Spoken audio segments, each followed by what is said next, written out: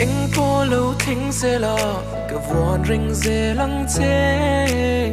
thì na châu lâu chuan min trên sông lông tiro mà sẽ sinh nun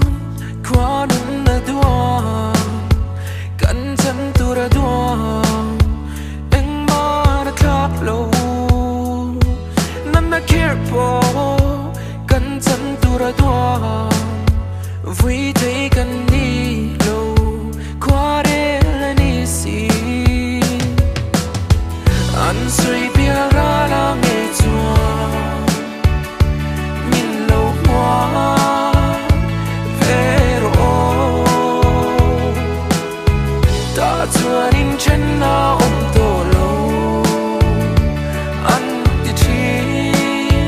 lim lê lô mi cần lên tua anh có lâu thính sẽ là cả vòn rình dê lăng thế thì na châu lâu chuan min trên sông lông tiro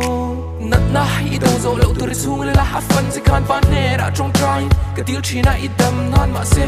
cha na cái đông lâu lắm mình lâu nát na cái bố sân na đâm na i chân thế na đã kia à suy gì chính mi tan chua đã na ni biển nổi đấy cái ring ai lâu mà sẽ cái bấy giờ đâu còn sinh nổi hôn lệ à chuông cái chết là đang chạy ván bộ in song sang tất cả tuột cái tôm bằng mấy khang cái thả là vòng